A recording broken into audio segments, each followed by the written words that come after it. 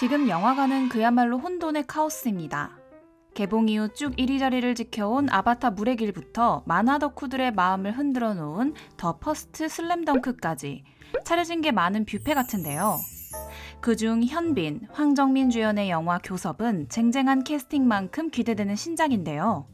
이 작품이 실화를 모티브로 만들어졌다는 사실 아시나요? 오늘은 영화 교섭과 이야기의 근간이 되는 실제 사건에 대해 알아보겠습니다. 1월 18일 개봉한 영화 교섭은 임순례 감독이 메가폰을 잡고 황정민과 현빈이 주연을 맡았습니다. 임순례 감독은 와이키키 브라더스, 우리 생애 최고의 순간, 리틀 포레스트 등 인간미 넘치는 영화를 만들어 왔는데요. 이번 작품은 꽤나 긴장감 넘치는 이야기를 전개할 듯합니다. 영화 교섭은 한국 영화로는 최초로 요르단 로케이션을 진행했다는데요. 덕분에 이국적인 볼거리를 담을 수 있었습니다. 교섭은 중동에서 납치된 한국인을 구하고자 노력하는 외교관과 국정원 요원의 이야기를 담았습니다. 외교관 정재우 역의 배우 황정민이, 국정원 요원 박대식 역의 현빈이 캐스팅되었고요. 아프가니스탄 내 유일한 파슈토어 통역사 이봉환 역의 배우 강기영이 연기합니다. 이 작품은 2007년 발생한 샘물교회 선교단 피랍 사건을 모티브로 제작되었습니다. 선교를 목적으로 당시 분쟁 지역이었던 아프가니스탄에 입국한 23명의 샘물교회 선교단이 탈레반에 납치된 사건입니다. 이들은 정부의 아프간 여행 자제 권고에도 불구하고 이슬람을 믿는 무슬림의 지역에 복음을 전파하겠다는 이유로 아프가니스탄에 입국했습니다. 정부는 이미 위험성을 파악하고 샘물교회 등 단체들에 협조 공문을 보냈고 기존에 아프가니스탄에 머물던 단체들에게 철수를 요청했다고 하는데요. 그러나 이 권고를 무시한 23명의 선교단은 결국 탈레반에 납치가 되고 말죠. 탈레반은 96년부터 2001년까지 아프가니스탄을 통치한 엘리트 이슬람 근본주의 무장 세력입니다. 언론과 대중심리를 잘 이용한다고 알려져 있어요.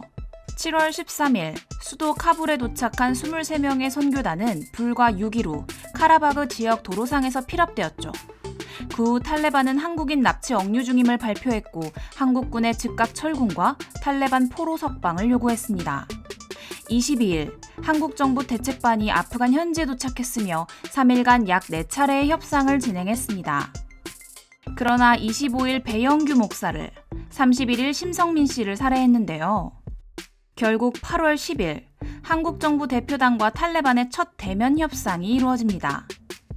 그 결과 13일 피랍 26일 만에 김경자, 김진아 씨가 한국 측에 인수되고 30일까지 총 5차례에 걸쳐 남은 인질 전원을 석방했습니다. 이 과정에서 정부는 수백억 원 이상의 많은 자금과 인력을 투입했어야 했는데요. 때문에 국민들의 비판이 엄청났죠. 이 사건으로 인해 국가 이미지가 실추되었을 뿐 아니라 인도적 봉사활동 축소 등 민간 외교 채널이 위축되거나 또 다른 해외여행 납치 사례가 빈번해질 가능성이 있었기 때문입니다. 영화는 실제로 한국 정부가 탈레반과 협상을 벌였던 약 7일간의 이야기를 담는데요.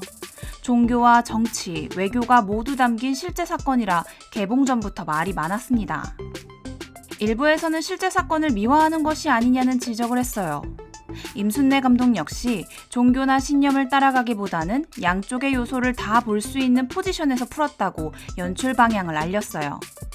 임순례 감독의 의도대로 이 작품이 중간자의 입장에서 이야기를 잘 풀어갈 수 있을까요? 영화 교섭의 키가 거기에 있을 듯합니다.